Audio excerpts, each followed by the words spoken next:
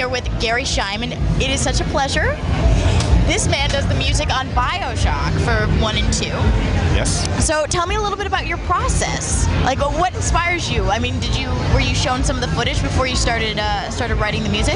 Yes, on Bioshock, I started fairly early in the process, and I had a period of experimentation with musical styles. I was working with the audio director, a lady named Emily Ridgway, and so we basically went back and forth, and I experimented.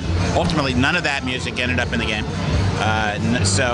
But then when I did start full time, I was given the game was playable in a rudimentary form. So they would play through sections of the game, and they would do movie captures of that gameplay. They would send that to me, and that would be relevant to the particular piece of music that they were looking for that section. So that is always very helpful. Sometimes in video games you don't have that opportunity. They have no video gameplay. You're basically working off artwork or descriptions from the audio director. So in this case, I did have the opportunity to see what the environment looked like, see what the game looked like, the feel, the mood.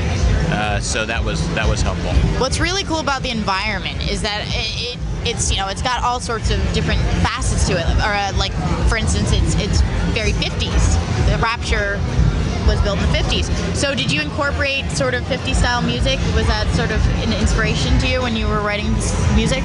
I would say my score was more influenced by, in general, the classical music of the early mid-20th century. Right. So that would be the influence, and certainly yes, because the Bioshock world was, according to the way they were just describing it to me, it was this intellectual genius, this guy Ryan, who invited all these great artists and architects and musicians into this city to have this, perfect utopia.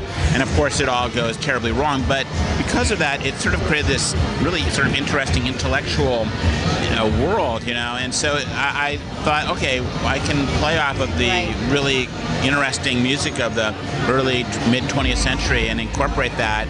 And then there was also aspects of the music, the score, that was sad and sort of poignant, because it was really sort of a tragic place. It was built initially with the best of intentions of creating this great utopia, and then of course it ultimately went very bad. And so there was, to me, I thought, a sadness to all that and a tragedy. So I try to play that as well in the score. Can you say anything maybe about Bioshock 3? Do you know what's going on with Bioshock 3? I can't really say anything other than I think it's going to be a fantastic game. I can't even say whether I'm participating in it, other than saying that from what I've seen, the trailers and all, it looks like it's going to be. And I like the fact that they've gotten away completely from Rapture, from this underworld, because I think they kind of milked that. And you've been there now twice, and so they wanted to. In a way, there's a thin thread between the two projects. Bioshock Infinite is in a different era, 1900, and it's in an almost polar opposite. It's in the sky.